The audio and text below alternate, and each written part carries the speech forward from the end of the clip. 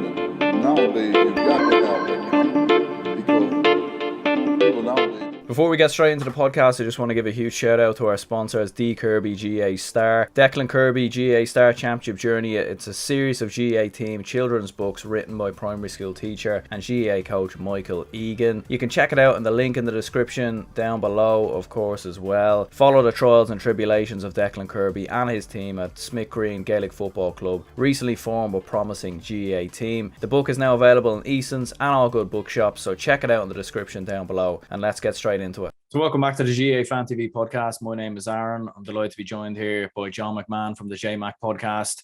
We're going to be running through the weekend's action from the All-Ireland Senior Football Championship, discussing the Dublin and Mayo game in depth, where it went wrong for the Dubs, where it went right for Mayo, Kerry and Tyrone. We're going to be discussing that saga as well. Obviously, that game is being pushed back or isn't going to happen, or we don't really know what's going to happen there at the moment. And Offaly, their under-20 success, we'll discuss that briefly as well. Obviously beating Roscommon to win their first under-20 All-Ireland football title in 33 years.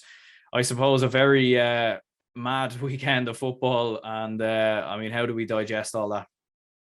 Yeah, it's all going on. It's all going on. And again, Aaron, thanks a million for having me on your show. Yeah, I look at a very exciting weekend, and I suppose it all kind of kick-started there last night for a great win, obviously, for Mayo Gents, and then obviously Offaly getting a fantastic win today. I seen Shane Lowry in the stands, full of spirits, and fair play to the Offaly men.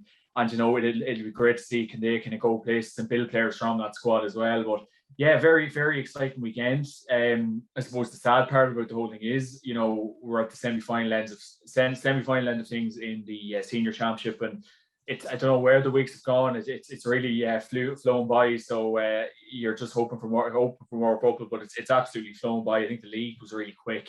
I think the championship just flew by in the click of a second. So not many more games to go, Aaron. So we really need to love it all when we have it. Yeah, 100%. And it was Dublin 14 points, Mayo 17 points, as we were discussing there.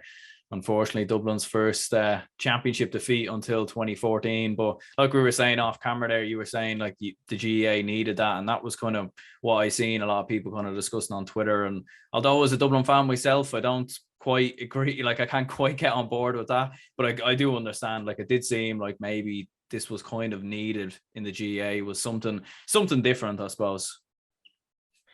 Definitely. Yeah, no, look, it really was, because I think, as I was saying to you off air there, if Dublin were to win that game by 6 or 8 points and go on to another All-Ireland final and probably potentially go on to win it, I just, like, that's great for Dublin, and I suppose their fans and everything, but just, let's call a spade here, it just wouldn't be doing anyone else any favours. And I just think the fact Mayo finally got over the line against us last night, it done probably them the world of good. It done a lot of people in Ireland a lot of good, GAA fanatics a lot of good, and just to kind of keep the interest going within the GAA, because I know in recent weeks we're hearing like big calls to kind of restructure the championship and all, but like a result like that last night nearly brings people back, because Dublin's dominance, it has been quite scary the last couple of years, 6 in a row. It's not to be laughed at, and last night really has shook things up. And as we were saying, Mayo, full credit for their victory, fantastic fighting spirit. I think I seen obviously that picture of Jeremy O'Connor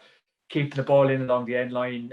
I think I was saying to a gent there last night that people should print out that picture and just put it up in their dressing room walls, because it's a never give up sort of attitude. Jeremy done extremely well. Gets foot along the end line. I'm not sure how he done it. Jeez, it was amazing stuff. Just a fantastic game of football, a fantastic advertisement for Gaelic football. In fairness, the first half now, I think it would have been good remedy for a bit of a nap now. It was shocking stuff in the first half, but really came to life in the second half. Extra time was very good as well, and the Mayo Gents done their county proud. Yeah, absolutely. I mean, like, it's such a tricky game to discuss as well and talk about and look at, because first half Dublin were looking like the Dublin of old. They were playing brilliant football, hit 10 points. Mayo, like, with sheer determination in the second half, turned it around, just kept fighting, wouldn't give up. Like what you said, the Jeremy O'Connor flick back like on a half volley, playing it back to Kevin McLaughlin, put it over the bar. I think that made it a 3-point game going into the final 5 to 6 minutes, and they just never seemed to give up. Robert Henley as well, hitting that last minute 45 and then in extra time as well. Like, it did seem like it was mainly just sheer determination and they just would not lie down in this game. Well, that's exactly it. Like, that's the Mayo resolve, courage, fighting spirit that they have literally had for the last 7 or 8 years in all these Dublin encounters. Like, I know Dublin have always, in recent years got Mayo's measure and bet them by that 2 or 3 points in the end. But Mayo, in fairness to them, and James Horan deserves a lot of credit for it. He's come back, he smelled blood. This is the blood he's obviously smelled last night. He didn't come back for the crack. He knew something was maybe up with the Dublin setup in a year or two ago. He got his full credit back for that last night. They just don't give up. They just do not give up. They're absolute dogs for work. Lee Keegan, Paddy Durkin, boys they've been there on the block around for so long. And it's a fantastic achievement for them, really, because it's kind of like the you're working hard for so long for something and just trying. Obviously, Dublin, it was nearly like a mental block for the Mayo footballers, and last night they finally got over that. And full credit as well to Rob Henley at the end, kicking the equalising score to bring it to extra time as well. A serious kick. That man, obviously, as we've known in recent years, came in with a lot of maybe abuse and unwarranted abuse and maybe mistakes in All-Ireland finals in various games. He shut a lot of critics up there last night with that kick. It was just tremendous. I suppose the big thing is, and like a lot of people have been saying, and I'd be off the opinion, I don't know about you, Aaron, but it's absolutely vital that Mayo actually go on and win it now. Because realistically, last night was a tremendous win, but it's so important to get back it up and actually go on and win it now, because you just wouldn't like to think that was the All-Ireland final for them last night. They have the talent to go on and win a final. The resolve, the hunger, the desire, and I really think they should just try and actually really get the head down and just focus for the final now, whether it be Tyrone or Kerry. And like, that's the big thing for Mayo, isn't it? Because I mean, it's such a big hump to get over a team like Dublin, and we've seen it down the years. Like, the last 2 teams to actually beat Dublin in the championship, Donegal 2014, Mayo 2012, have actually gone on to lose in their All-Ireland finals. It does seem to be such a huge hump, a huge achievement. Like, you remember Jim McGuinness jumping around in Croke Park when Donegal beat Dublin that day and then went on to lose the final. We've seen, in numerous sports down the years, even in club championship games, like Corofin, who got beat by, I think it was Mike Cullen, and then they got beat by Mountbelly and Moylock in the Galway club championship final. So it's a tough one for Mayo, because I'm sure there'll be a lot of celebrations, but at the same time, it is another All-Ireland final. They are going to be playing what we'd have to say is probably a really, really top-class Kerry team. And fair enough, Dublin were really poor in that second half. Mayo were really poor in the first half. They were poor in the first half against Galway as well. So they need to kind of iron out this poor first half starts, because they can't keep coming back, and you'd have to imagine that Kerry will be on it for the full 70. Exactly, Aaron, exactly. And Kerry, we've seen them so far this year. I know they haven't really been tested by a big team yet, but when you look at it, the perfect example you can nearly use, the Munster final, they scored 4-14, and David Clifford only scored a point to that. So if that doesn't ring alarm bells, nothing else will. As you said, this first half performances, that they will really need to sort that out, because going back to it yesterday, a first half performance against the Dubs were in cruise control in the first half yesterday and probably couldn't believe their luck the way Mayo were playing. And obviously Mayo came back in the second half and extra time, they done really well. But as you said, they really will need to turn it into a 65, 70 minute performance, because that's what wins All-Ireland finals. Like, they cannot have a performance like they did yesterday in the final, not a chance. You'll not get away with that in an All-Ireland final, not a chance. So it's vitally important that they do back that up. But again, in the first half, they weren't, I suppose when they look back and analyse the game, they weren't really asking Dublin any questions. And we still would rate Dublin in the top 3, no doubt about it. But they weren't asking any questions. I think 1 or 2 balls. The result of that was a kick wide by Aiden O'Shea. So, they'll need to be doing a lot more than that. I know it's not. I know now it's maybe not time to be dwelling on the first half performance, but realistically, they will need to, because it's Kerry-Tyrone coming down the trek. 2 very, very good teams. Both teams in really, really good form at the minute. Kerry's obviously tipped to win the Slam this year, so, as you said, Aaron, they'll need a full 70 minutes performance, and they'll need to be all guns blazing. And I suppose like the key turning point really in this game, really when Aiden O'Shea gets substituted on the 48th minute, and some of the players who came off the bench like James Carr and Brian Walsh and Jordan Flynn came on for Owen McLaughlin. Obviously that wasn't intended. Obviously Owen McLaughlin forced off. Hopefully he's all right.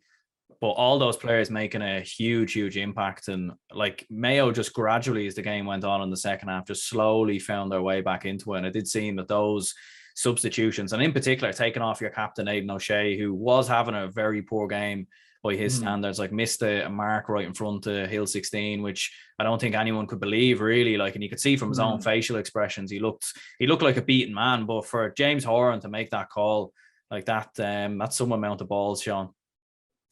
Look, it was absolutely correct. It was correct and right because, you know, I was watching on like many people yesterday, and everyone agreed with James Horan yesterday, and it was a terrific call, a ballsy call, as you rightly say.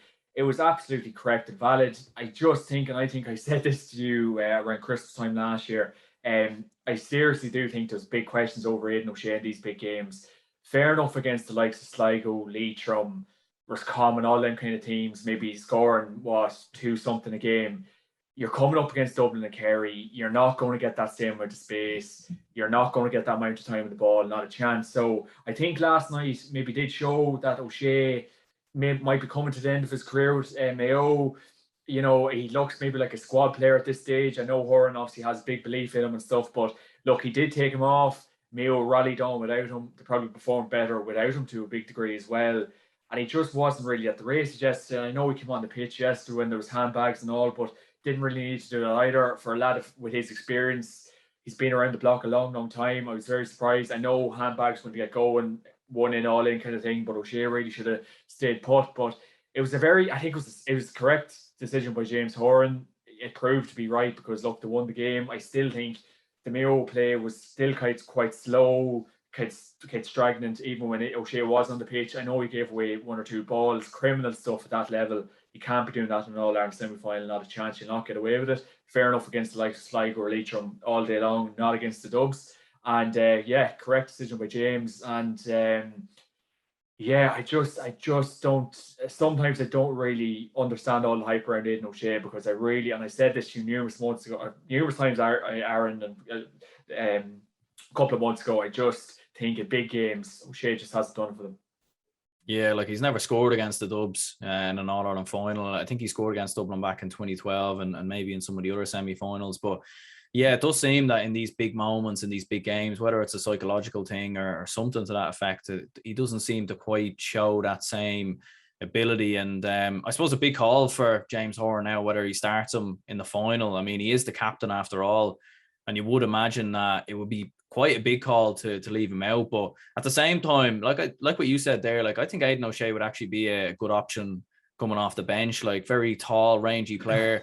You could float long balls in there. Like I feel like that's the best way maybe to kind of utilize him is put him in full forward, hit some long balls in there, kind of like your outlet maybe to try and go for a goal late on in a game. But in starting a game and trying to play him in that kind of way trying to play him like a Cillian O'Connor, I just don't think is going to work. Well, definitely, yeah. Like as well as that, Aaron, it's predictable because like any big team is coming up against Aiden O'Shea and he's listed to play full forward, and you know, lo and behold, he does end up playing full forward. You have a fair idea of what to do with him. Get your best man marker on, and then just literally put a man in front of him, and that probably is the Aiden O'Shea out of the game, really. So it's just trying to utilize him because as I said, he's in his early 30s now.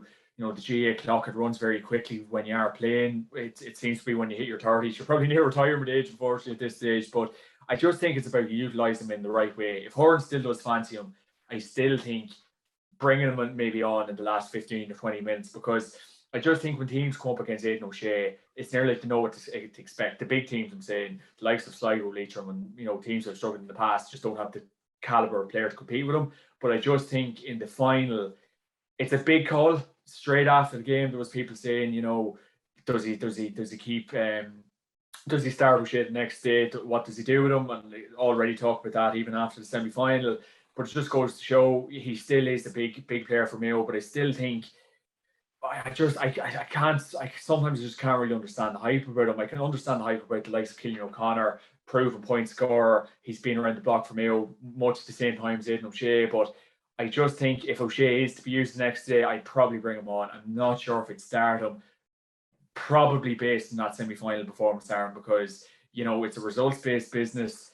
Managers are very fickle these days. One mistake, you're gone early.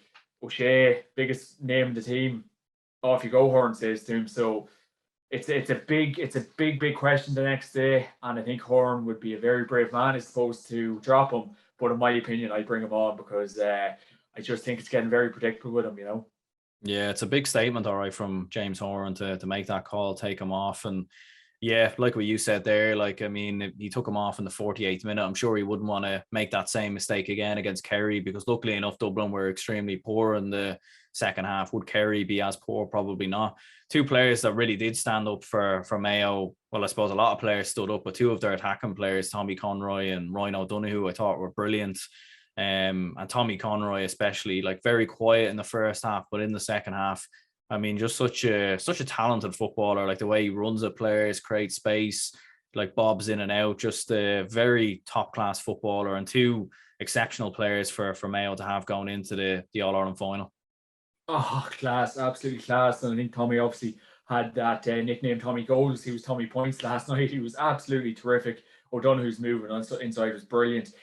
It's just, I think, I was overhearing lads saying earlier on, you know, I think Conroy just kind of came alive and just kind of came good in the important moments, and he absolutely did. For a young fella like ourselves, he came up in an All-Ireland semi-final. He had no fear in him. He ran at the dubs, no problem at all. He's rangy, he can kick a score. The man's in terrific shape. You know, I don't know, he must just be eating bloody bricks for breakfast or something. He's in terrific shape. He's there's pictures up of him online. He's a man child. He's a terrific future ahead of him. So he had a serious game last night. 3 terrific scores when the game was in the medal pot. Probably got me over the line really with some of the scores, and not easy scores, Aaron. He took Dublin men on, some of the best players to play the game.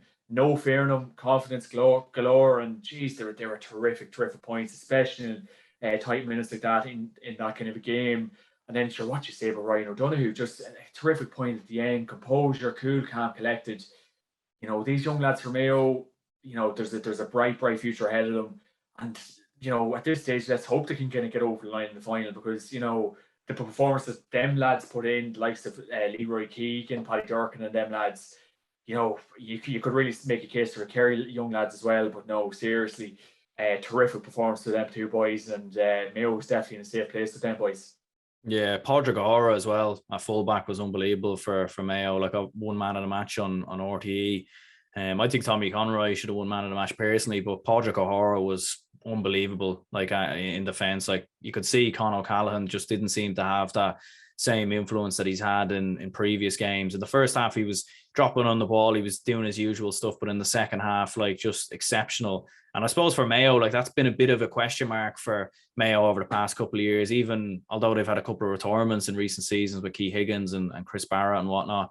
I mean, Padraig O'Hara coming in there, especially when Oisin Mullen's not there, an exceptional performance. Top class. And we've seen that, you know, in the closing stages of normal time, he done a terrific job on Kieran Kilkenny. He was exceptional on him.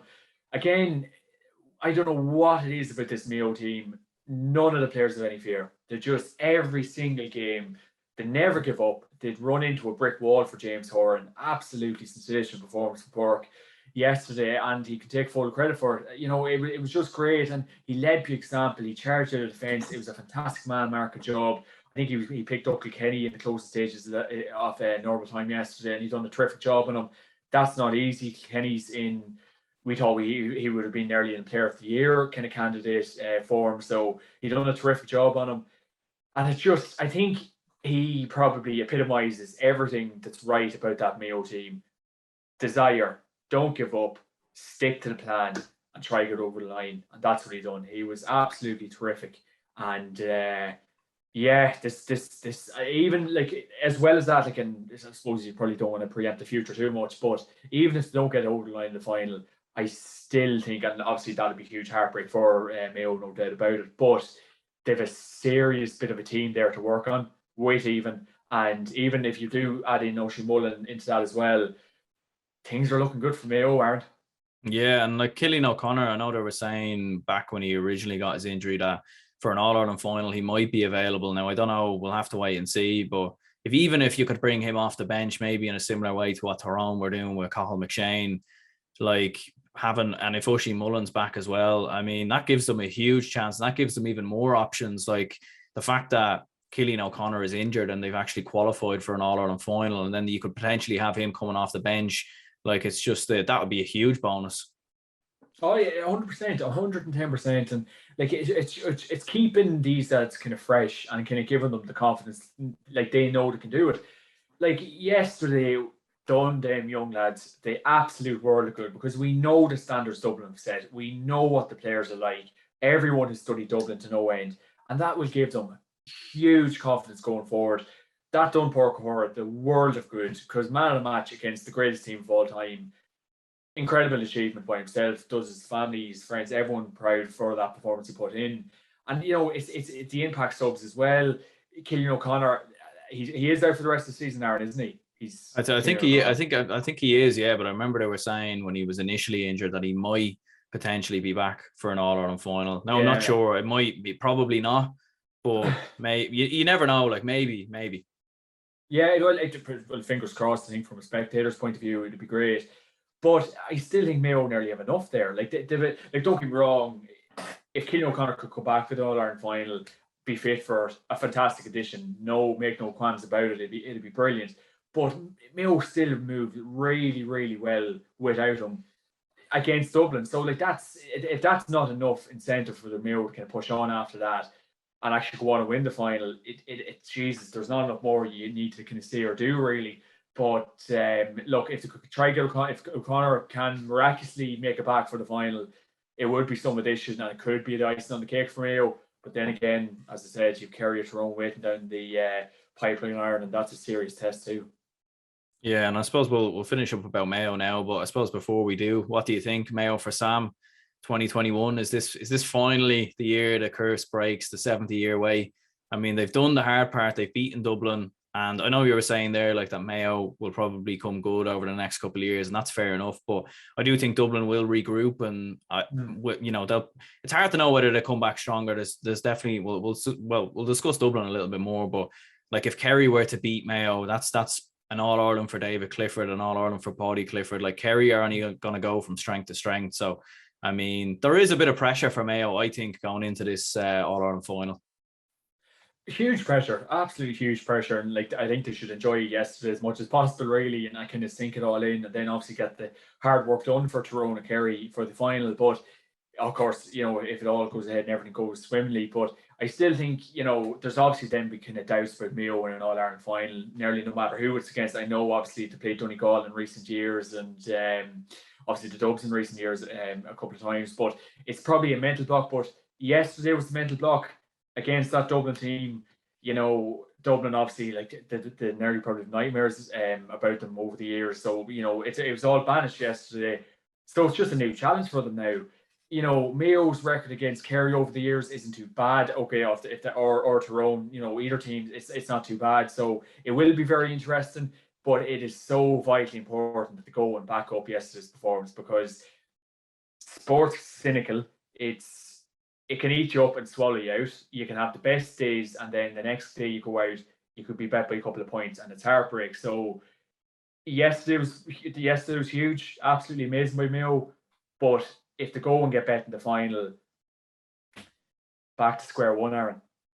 Yeah, like, and obviously Mayo played Kerry back in 2019 in a Super 8 game, which Kerry won.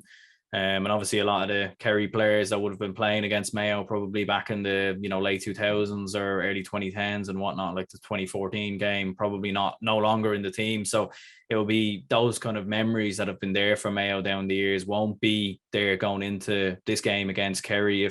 Provided they, I mean, obviously we don't know the Kerry-Tyrone situation, but provided it is Kerry, they won't have that same sort of doubt going in there. Not that they ever had the doubt, but just that those psychological factors won't be there against this Kerry team, I don't think.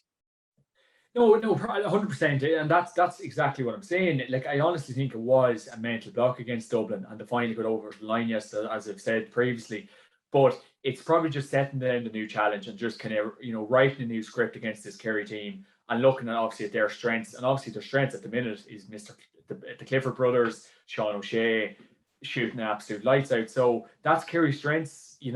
That's a challenge for Mayo. Mayo definitely have the backs to kind of compete with that Kerry firepower. Obviously, and then obviously Kerry's midfield. There's obviously question marks over Kerry's defence. So it's a completely new challenge for Mayo. One that should 110% look forward to. And of course, we're writing off Tyrone a lot here, Aaron, as well. Of course, they have to play as well. So, Jesus, if there's any Tyrone fans, we're definitely still giving you a chance, no doubt about it. But if it is to be Kerry, it's a brand new challenge for Mayo, one they should really look forward to. And, I really think yesterday, wipe it off, but it's so important that they back it up in the final. So important. Yeah. Moving on from that, we'll discuss Dublin a bit. Obviously, 10 points in the first half against Mayo, just 4 points from the remainder of the game, 3 points in obviously in the second half, then 1 point at the start of extra time. Sean Bugler came off the bench and scored. But where do you think it all went wrong for Dublin? Not just in this game, but in 2021. I mean, a common theme, second half performance has been very sloppy against Meath, sloppy against Wexford, not brilliant against Kildare really, and against Mayo in the second half just extremely poor, and just not good enough at all really from a Dublin point of view. Not what you'd expect considering how well Dublin have been over the past 6 years. They didn't look like a team that had won 6 All-Irelands in a row. No, definitely not. And I think as the saying goes, all things good come to an end. But, I think, let's be frank about it, Aaron. The warning signs were there on the 1st of April when Dublin broke the training breach. I think that was nearly the start of all this. And I know people, we can look at different avenues for maybe why Dublin didn't succeed this year or do as well. That's not happening under Jim Gavin. I've said that to you before. I'm just not sure about the whole thing. Where did Stephen Cluxton watch that game yesterday? They couldn't even, Dublin, an organisation like they are, they couldn't even confirm. Dessie Farrell couldn't even confirm if their best player of the last 20 odd years was about to panel this year. He wasn't even sure, and that's just ludicrous. That had a massive bearing and factor on Dublin this year. It was a huge sideshow. They did miss him. Comerford was good yesterday. Made 1 or 2 wee mistakes, I'd say. So I think the Cluxton thing was huge. The training breach, apparently Cluxton wasn't overly happy with how the training breach even happened. That's all hearsay, but it might be true. I think that was nearly the start of it, Aaron.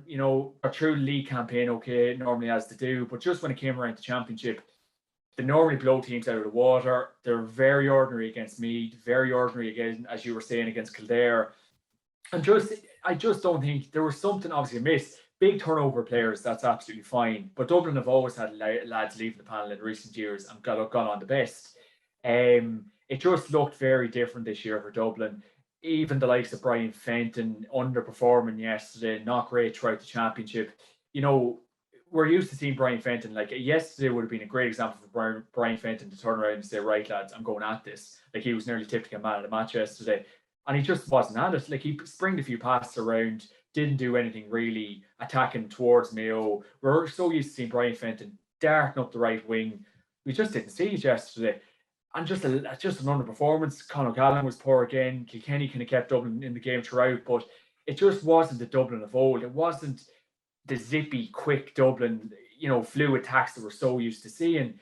And just something amiss. I just think I'm not sure would you compare it to potentially when Alex Ferguson maybe left kind of Manchester United. I know he was there obviously longer than Jim Gavin, but the legacy and the team and everything that Fergie had around him when he was at United.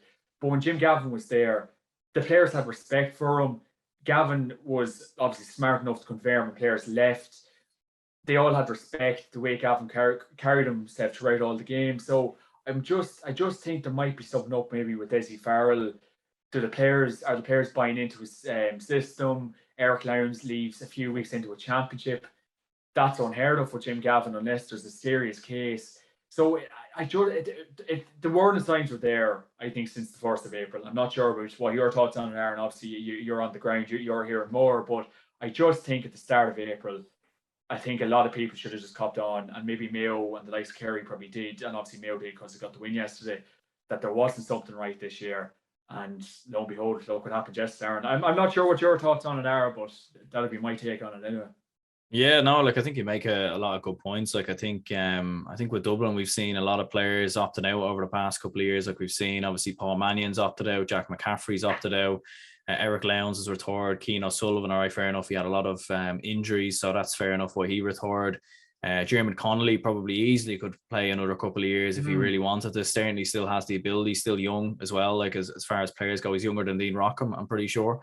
So, I mean, I'm not too sure about that, but he's around kind of the similar age bracket as Dean Rock, so could easily probably still have a few more years. And yeah, you know, like you don't have Jason Sherlock a part of the Dublin management anymore. He's not there. You've had a lot. I remember last year there was a couple of people who left the Dublin panel as well, or the Dublin management panel. So like there seems to be a lot of players leaving, and yeah, like it does, like Stephen Cluxton as well, that whole situation, the training breach.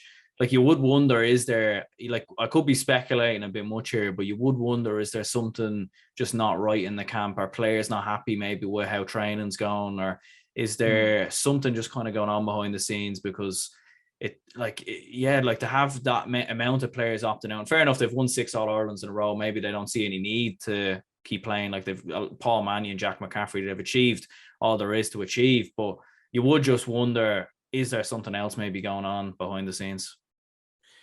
That's exactly it, Aaron. Like, it's just unforeseen stuff for Dublin, and I just think it's so hard to know what's going on. But like I think I might have said this a few weeks ago.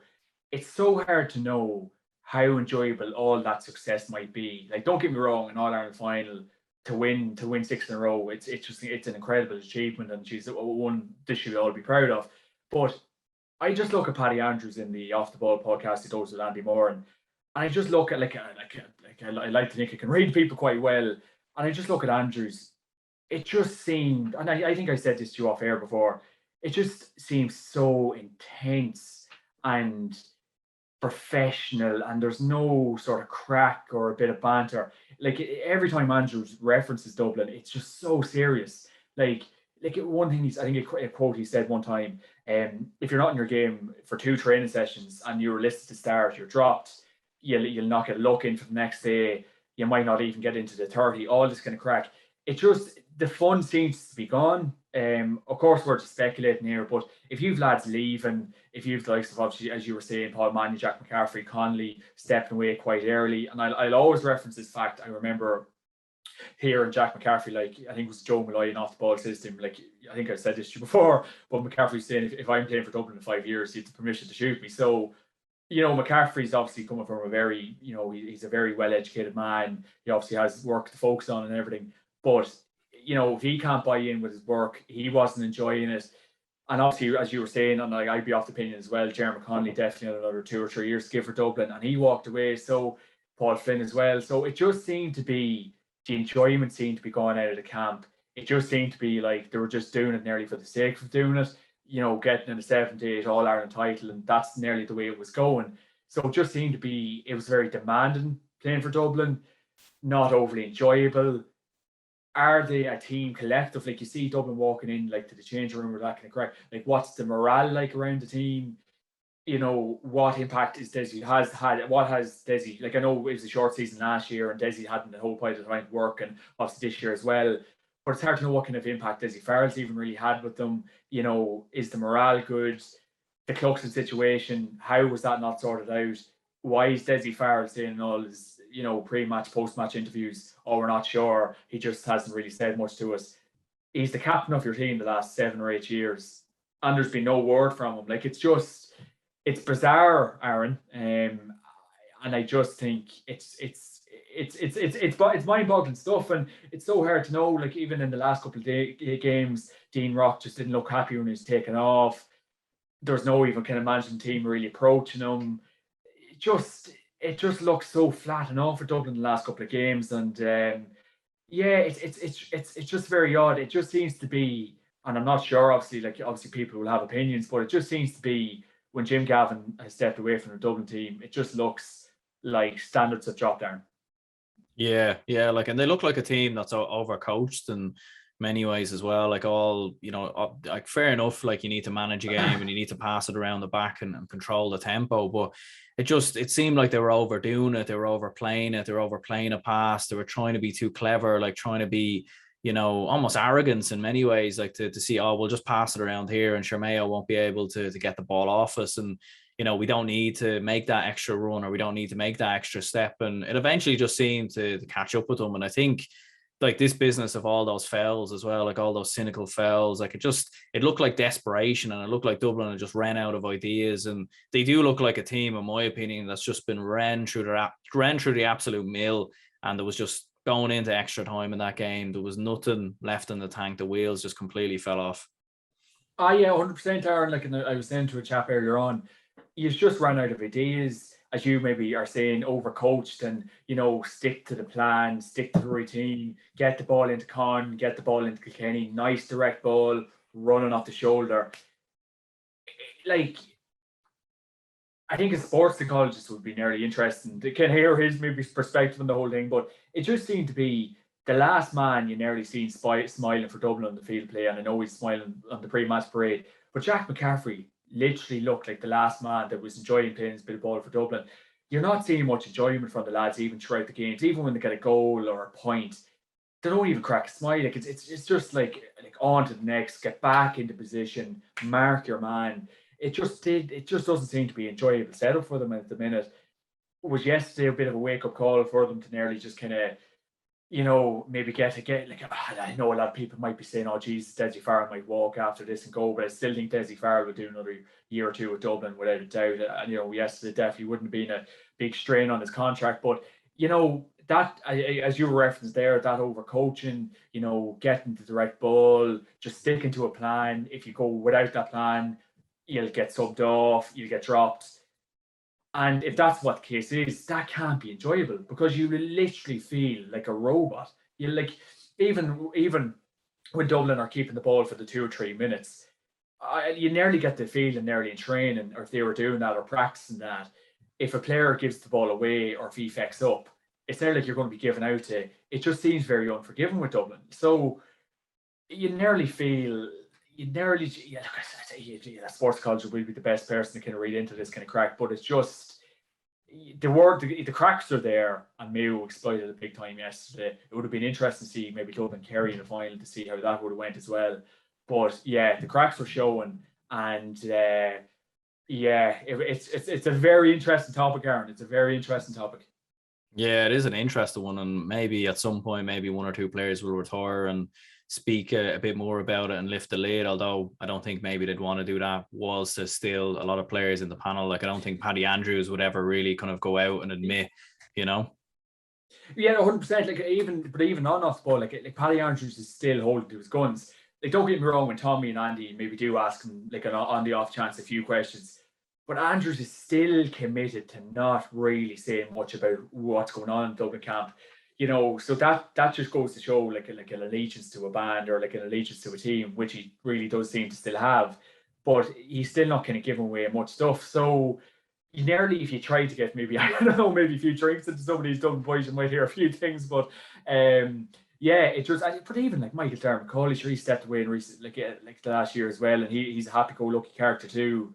So when you do look at it, I suppose the overturner player does have a big say in this Dublin current setup at the minute. But yeah, like as you say, like I definitely feel when Andrews, every time he's talking on that podcast week in, week out, it just seemed at the best of times, if you weren't nearly in the starting 15 and it didn't look like you're ever going to break onto the 15, it seemed like a chore for a lot of Dublin lads. I know you're winning All Ireland's Leinster titles, but it seemed that intense that I think a lot of players fell out of love with the game. And it's hard to know many of them lads that quit for Dublin in recent years, or many of them even playing for the club, have been completely packed in football. So yeah, like if these were professional athletes, you'd say fair enough. That's your job. That's, if you're going to get shouted at, or it's going to be systematic or robotic or whatever way, there's a system to it. I mean, that's kind of the way a lot of jobs work. But you have to remember, these are amateur athletes and this is volunteer. A lot of these players are volunteering to play. They have to Jack McCaffrey spoke in that podcast before how, he had to give up a lot of his life. He had to change so much, and so much for a lot of Dublin lads. Like, a lot of them would have had to given up so much to play for Dublin and to be committed to training, to go at the long hours. And like what you said, like, it is all speculation. There could be none of this happening at all whatsoever, and we could just be talking, completely out of our arses. But I mean, from looking at it from an outside point of view, I mean, there's a lot of question marks, and I mean, definitely a lot of soul searching now for Dublin moving into what's going to be a long winter. Oh yeah, 100%, and it will be a long winter. And unfortunately, ourselves up in Cavan, we know all about it here. We're out of championship a month at this stage, so yeah, 100%. And there's, as you say, a lot of soul searching. Is there a couple of lads to kind of maybe bring in from the under 21 setup or under 20 setup, the likes of Kieran Archer, and as we were saying off air, like where's he been, kind of thing. So a lot of kind of questions kind of need to be answered. The turnover of players, even when they're in the peak of their powers, like, when you do really look at it, there has been a lot of Dublin lads walking away. Can they maybe get the likes of Paul Mannion back into the fold? Jack McCaffrey looks like he's really probably played his final game for Dublin in that All-Ireland replay, so he looks like he's completely gone. So maybe getting the likes of Mannion and Eric Lowndes back within the squad, but it is so hard to know what really is going on in there. But at the end of the day, I suppose, Aaron, when you do look at it, it probably is a professional elite setup that within Dublin at the minute, it just seems to be right. We're in with a shout of winning the Leinster title every single year in, year out. Doesn't really matter a squat to Dublin, but All Ireland contenders year in, year out. So it's nearly like the whole thing's been set. Right, lads, if you want to be part of this All Ireland winning team, you must forget about your social life. You must forget about this, that, and the other, and just buy in. Rest can just go and F itself, because that's literally it. You may like it, and that's what we've seen. Like, the lads that maybe stepped away from those panels, they're probably enjoying their couple of points the weekend, maybe playing their bit of club football and enjoying it, while they've a few All Ireland medals in their back pockets and a couple of All Stars, numerous Leinster titles. So it's a buy-in, Aaron, like every county panel. But I just think with Dublin, because they're there on nearly at the third Sunday in September, year in, year out, that's the standards that they've set themselves. But that comes with a price, as we've seen lads walking away. And I just think there just needs to be a bit of a 50-50 for management. If this is what the case is, of course, all speculation, but it's just the fact they're there year in, year out. But last night might be a bit of an incentive to maybe make it a bit more enjoyable now, because there's more to life than football, Aaron, at the end of the day. Yeah, absolutely. And you were speaking there about Dessie Farrell and the situation with him and whether he stays or goes, or what the scenario is. Like, definitely a few murmurs online, and looking on Twitter, a few people saying maybe he should go. Like, personally, I think, we have to remember even Jim Gavin lost his in his second season as a Dublin manager back in 2014. Now, maybe different scenario, Jim Gavin wasn't taking over a 5-in-a-row team or anything like that, and didn't have all-stars in his team like Con O'Callaghan and Dean Rock and, all these players. A lot of those players were actually at their start. Paul Mannion and Jack McCaffrey were just coming into Dublin back then. But, I mean, surely he stays at least for another year or two. I mean, if Dublin don't win an All-Ireland this year or next year, I mean, look, if Dublin get beaten another semi-final next year and there's more poor performances and all the rest, then there's big question marks. But if Dublin don't win an All-Ireland next year, that's fair enough. But I think they need to be showing more fight, and just, they can't be thrown in the towel like they did against Mayo, and all these cynical fouls and desperation of fouling the other players and getting in fights and dark arts and all the rest. Like, surely, from Dublin down the years, like, when you think of great Dublin teams, like, there's better ways to go about it. Oh no, 100%. And regarding Dessie Farrell, it's just very premature to be saying, "Oh Jesus, Mayo better than an All Ireland semi-final." Let's remember the fact. Okay, I know last year was a shortened year, but he did win an All Ireland title, which is, he got you on the road again. Fair enough. Last night is a bit of a bump in the road, but Jesus, don't be calling for his head already. Like, there's definitely another year or two, even 2 or 3 years for Dessie Farrell. Like, they calling for his head is just immediate reaction. Emotions are running high, but Jesus, don't be calling for the man's head already. Like, things aren't that bad. But again, as you said, standards have slipped within the camp. And I know a lot of that can go back to the management team, etc. But that can be a player-led thing as well. So, as you were saying, it's important the players take responsibility for their actions as well. As you were saying there, dropping balls short, maybe getting in handbags, fights, various bits and pieces like that, not having good performances.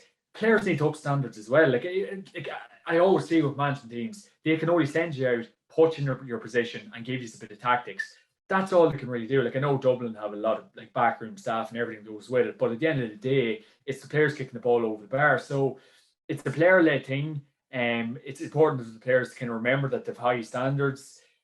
But it just seemed it came to the end of the road yesterday. No doubt Dublin will be back, but it's important that the likes, as you were saying, Brian Fenton, Kerry, Kenny, Colin Callan, James McCarthy, up them standards again, and you kind of keep Dublin at an even key because Dessie Farrell can only take as much responsibility and blame for yesterday. 100%, the manager takes 90% of blame most of the time, but it is important that the players that he sends out onto the pitch take a bit of responsibility, up to standards again.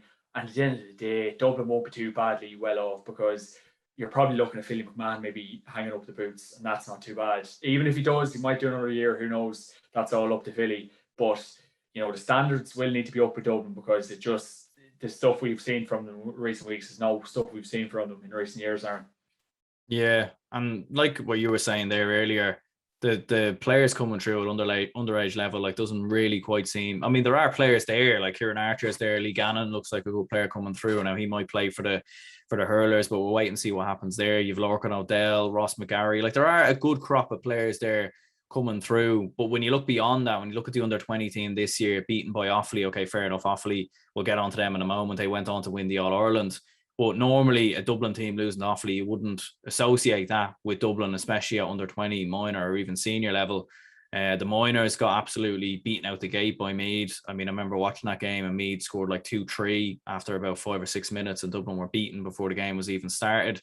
So look, they might bring Kieran Asher into the team, maybe into the panel, but that sort of, there doesn't look like there's much Con O'Callaghan's or Jack McCaffrey's or Brian Fenton's coming through the ranks for Dublin at the moment. And that will be, I'm sure, a concern given the fact that they do have their starting 15 is quite aging as well. 100%, but it's probably just a classic case, Aaron, that nothing does go on forever. Like we look at, and a lot of these Leinster Championship games, and some games Dublin have played maybe in the latter end of the championship. Oh yeah, Jesus, will this dominance ever end? Of course it ends yesterday. But it just, nothing does go on forever, Aaron. And maybe is this the time for the likes of teams that have been trying to make the breakthrough, the likes of Kerry. I know they've been at top table the last couple of years, but really kind of take a foothold now.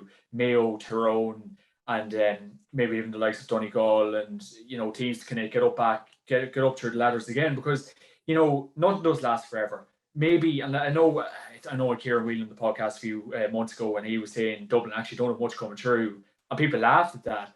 But it's actually probably true enough, because as you were saying, they might not have the likes of Fenton, O'Callaghan, or some of the boys that have on the team at the minute. So, it does seem like there is a bit of transition going on.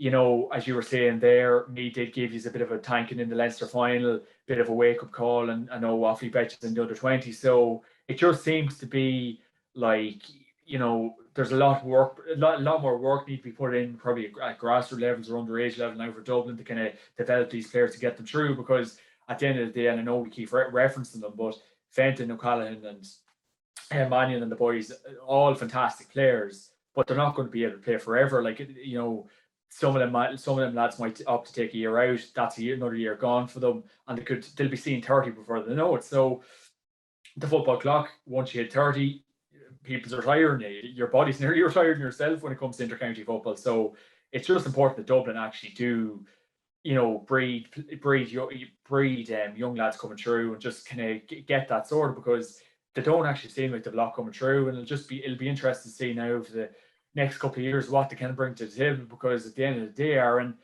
Mayo blooded a lot of young lads. They're flying. They're absolutely flying, as we've seen yesterday.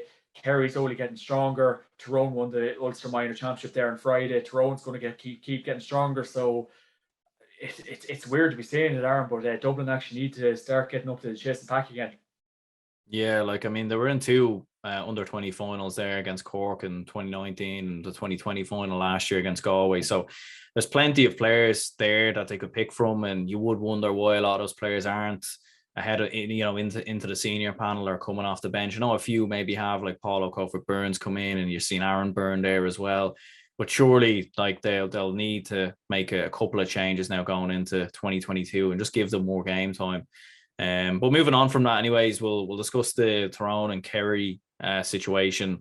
Tyrone obviously forced to withdraw from the championship following multiple COVID cases within their camp. Originally, the game was supposed to be fixed for next weekend. But Tyrone, obviously, with the fact that they've had so many players that have COVID and close contacts and whatnot, they can't train until halfway through the week. So they want to push the game back another week. And it looks like obviously the GAA are not going to be able to do that. So Tyrone releasing a statement saying that they're going to be withdrawn from the championship and Kerry potentially getting an automatic bye to the final. I mean, just a bit of a mad situation altogether. It doesn't, like, personally, I don't think that does anyone any favors. It obviously doesn't do Tyrone any favors, and it doesn't do Kerry any favors either, because they'll be now going in to an All-Ireland final without having played a semi-final. It just kind of makes a bit of a mockery of the whole All-Ireland competition, in my opinion. What do you think?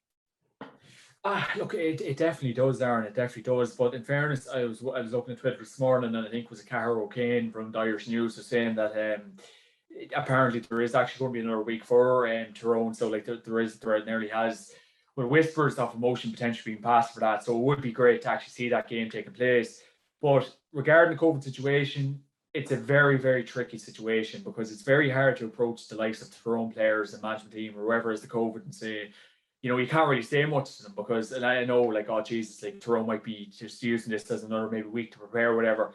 But if someone's sick, you can't really approach them. Like you can't say, oh geez, you don't have the COVID, you don't have this, you don't have that. But it's a frustrating situation on Tyrone's behalf, Kerry's behalf, because Kerry are obviously preparing all year for the All-Ireland series, just like Tyrone.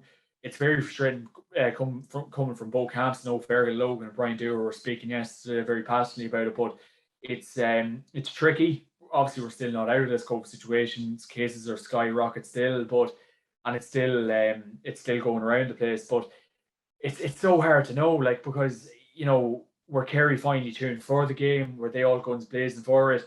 Did Tyrone need that bit of extra preparation for the Kingdom? Was the morning game enough preparation? I know it went down to the last minute.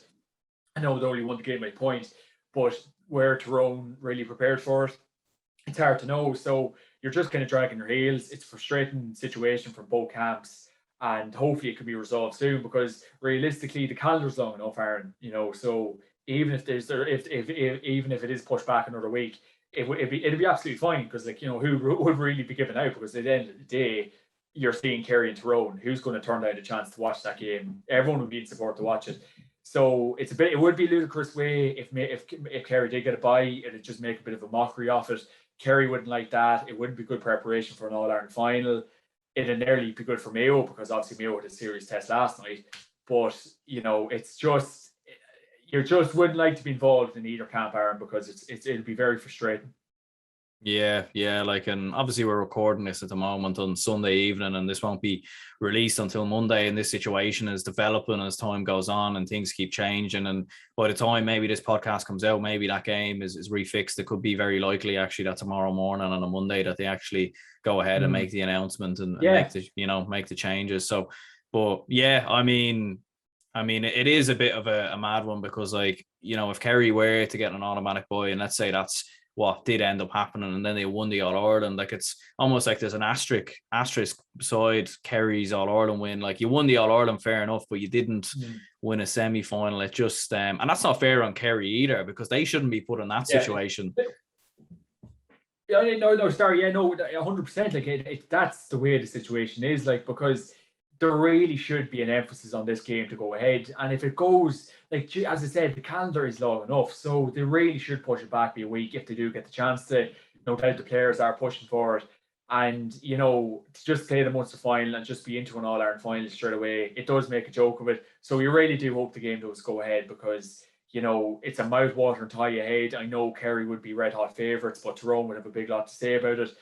But, it is definitely a tricky one, and as you were rightly saying as well, a bit of an asterisk beside Kerry's kind of All-Ireland win if they do get over the line. So it's, and again, as you were saying as well, it could be first thing in the morning. They could literally the GAA could just turn around and say, right, that game's going ahead.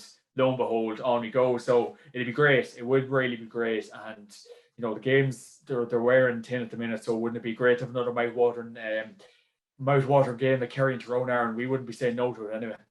Absolutely. And if the game does go ahead, would you reckon that Kerry would be the side? I think a lot of people would have them as certainly the favourites, given how well they played in the Munster Championship, how well they played in the league. They obviously put 6 goals past Tyrone in the league. Now, I know that game was in Killarney and there was a lot of issues around that game. Obviously, Tyrone having to travel the entire way up to Kerry for a game that essentially meant nothing because it was never going to be a league final. But what do you reckon? Do you think that Kerry are the favourites in there? Do you think that Tyrone could maybe potentially cause a bit of a surprise and a bit of a shock, kind of similar maybe to what we've seen with Mayo beating Dublin? Well, yeah, look, that game is probably up for grabs more than people think. Look, let's weigh it up. Kerry are the form team at the minute. There is no doubt about that. In the country, they're tipped to win the All-Ireland, still are. But, Tyrone have always nearly had Kerry's number in the championship in the early noughties and everything that went with that. But I just think Kerry's forwards and everything goes with it. They are geniuses and some of the best forwards we've ever seen. But probably when you do weigh it up, and I always say preparation is key for success. Tyrone's Ulster Championship, who all did they beat? The better selves, the bet Donegal. So not bad tests, and obviously Monaghan in the final as well. So better preparation than Kerry would have had. Kerry only had to beat the likes of Tipperary and Cork in the Munster final, and Tips Division 4 next year, and we all know about Cork, it's blowing hot and cold. So when you look at it, Tyrone have had the better preparation going into it, but Kerry just seem like to have these forwards that could just set the world alight on any given day, and we've seen that so far. So that's what I mean. It would just be so good for this game to be played, Aaron, and just get this COVID out of the way, and the Tyrone players could just come good for it, and we just get the whole situation sorted, because it would just be a mouth-watering challenge, because Tyrone would be absolutely ripping to play this current set of Kerry players. If it's another week they need to prepare, whatever it is, if Fergal Logan and Brian Dewar just have our balls in a twist, or if they're messing with our minds at the minute, if it's another week they want, give them another week, because we really want to see what way this game would transpire. Paudie Clifford, Dave Clifford, Sean O'Shea going up against the likes of Darren McCurry, Matty Donnelly, Peter Hart.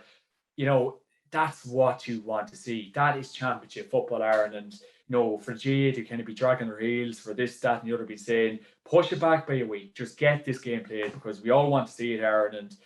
But yeah, if you're to make a prediction for it, going on form, you would be thinking Kerry, but you definitely would be giving Tyrone a good chance, because Darren McCurry, Matty Donnelly, boys like that could lead any team to victory.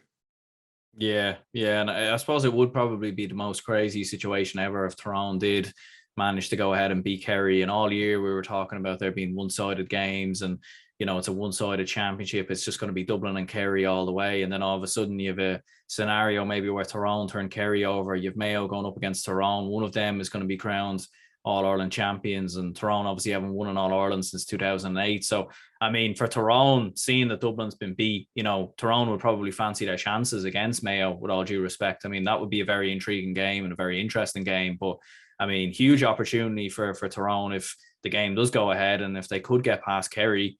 I mean, who knows with Tyrone? I mean, maybe they're the ones that could win the All Ireland. And I mean, right now that sounds kind of crazy, because they literally said they're withdrawn from the championship. But I mean, who knows? It could happen. Yeah, 100%, Aaron, 100%, and that's just the way some of these games will work. We've seen last year with Cavan and Tip winning the respective championships. So it would be in an ideal world, it would be some crack to see it. But I just think Tyrone, there's a lot to be said. I know they're absolute best forwards, but a lot of people are saying, is it this year or next year this kind of Tyrone system will click? And it might just take that extra year, because a lot of people are saying McShane still really isn't at the races, even though he's done quite well every time he's come on. But no, I just think Tyrone maybe another year for an All-Ireland, because I think they are coming well, they are playing well, but I just think it's just to get that kind of panel of players, get a full forward line in system, get it, have Brian Dewar a full year with them, get a system in place, because he hasn't had much time this year. But no, I still think the likes, if it is going to go to it, I still think Kerry or Mayo really should be winning the All-Ireland going in form. But I don't know, I just think I think Tyrone another year, and we'll see a really good Tyrone team, because I think obviously Fergal and Dewar will have more time to kind of put their stamp on it. But again, Aaron, it's a funny world. It's a funny world. Obviously, the world's still a bit upside down at the minute with this COVID. So, if Tyrone are to go ahead and play this game, who knows? It could be all Ireland contenders. As you were jokingly saying earlier. Yeah, it is a mad situation. All right, it's been a crazy year, and I would fancy Kerry as well. I would definitely fancy them at this moment in time to beat Tyrone, given the fact that if provided Tyrone obviously do have all these COVID cases and close contacts, a lot of players wouldn't have been able to have trained as well as Kerry have, and Kerry will certainly be waiting in the wing. We'll discuss Offaly's under-20 football championship success, which happened today. Offaly 114, Roscommon 111. Offaly's first under-20 football championship since 1988. Huge achievement for Offaly football, huge win. And I think a lot of people wanted Offaly to win this game, because they're kind of like the sleeping giants of the GAA, and they've gotten this huge victory and onwards and upwards for the faithful county. 100%. Well, I suppose my analysis of the game was very short and sweet, because I had the joy of playing the junior B game there today. So I'll not say too much. I'll not be called bluff for anything I say. But again, look, a fantastic win for Offaly. We've seen Shane Lowry in the stand as well. He'll be absolutely loving that. As you were saying, the sleeping giants have woke up.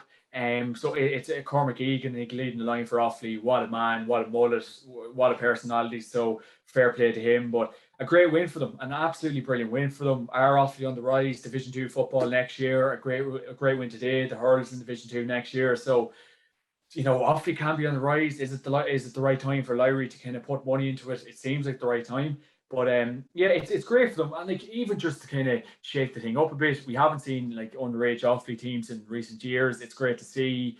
Can some of them lads make the jump onto the senior team as well? So it's good times for them up there. And that's a great win today against a well-fancied Roscommon team.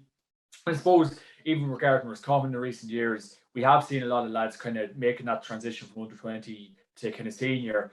But one thing I did say to Gent there last night regarding Roscommon, even if Roscommon were to go on and even win today, what happens to them players? Because we've seen Roscommon in the Connacht Championship this year and last year really went out on a whimper, Aaron. So even if Roscommon were to win today, blood them players, what happens to them players, Aaron? So it's a funny sort of a thing for them, because Roscommon haven't. I know that they've been relatively successful in recent years, but it's nearly to haven't nourished them players that kind of came through in recent years.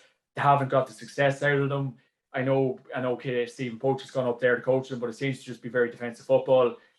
Roscommon have always been blessed with skillful forwards, and that type of football hasn't really suited them. So it's funny. It's nearly better off with Offaly winning it, because we might see a couple of them boys now on the senior team now in the next couple of years. It's a huge lift and boost for Offaly football as well.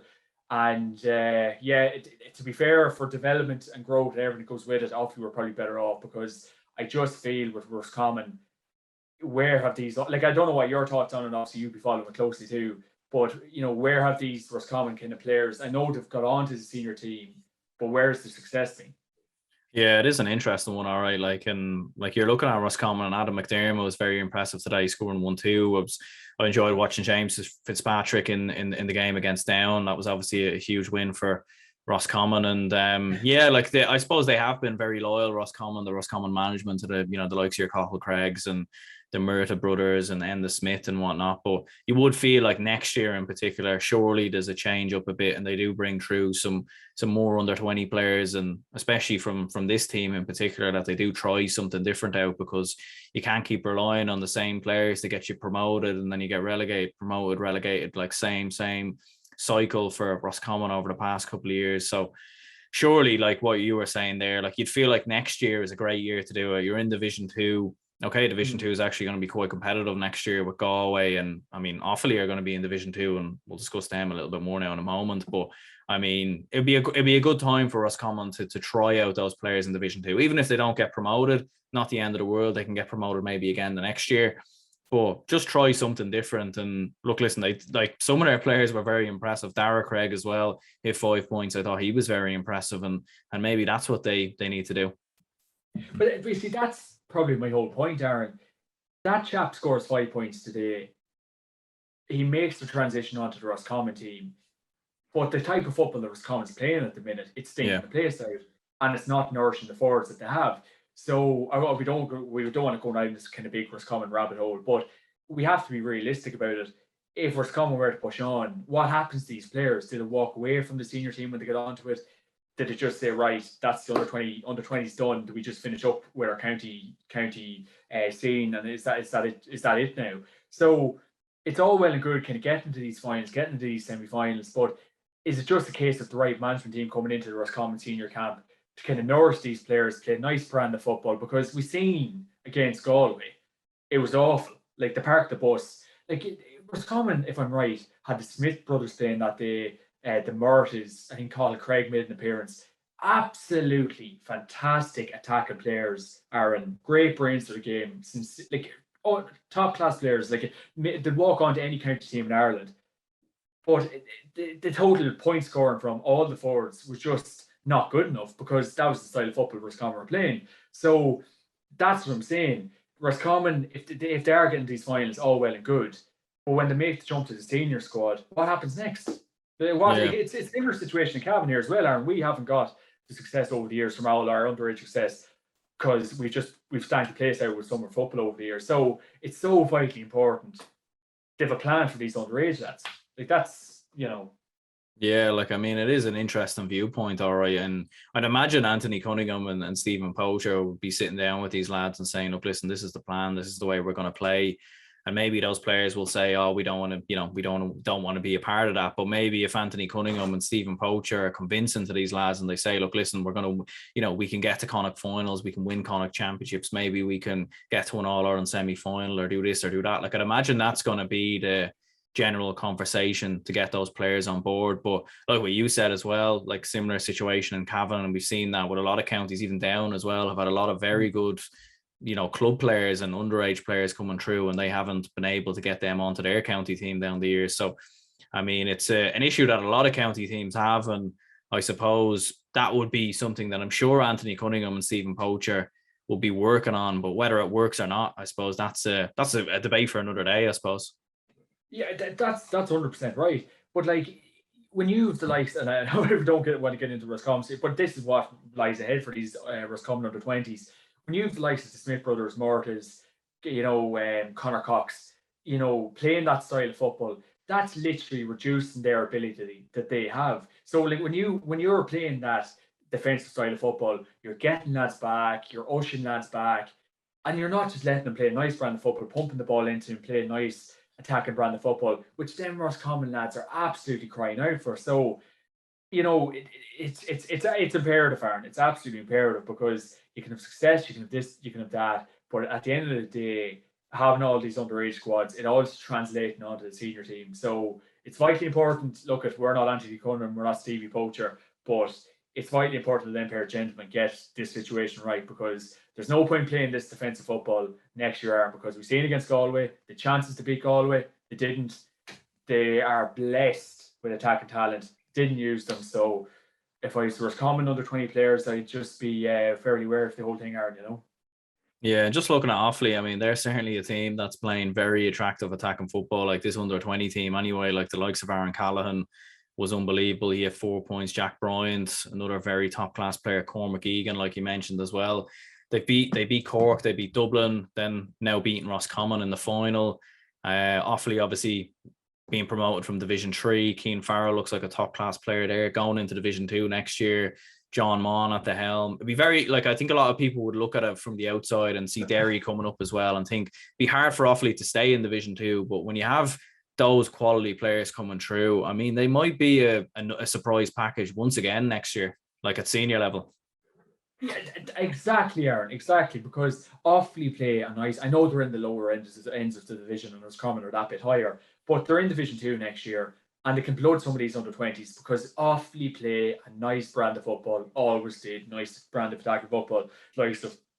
Doug Sullivan and Niall McNamee and all the players that go with that. So that's a good incentive for Offaly.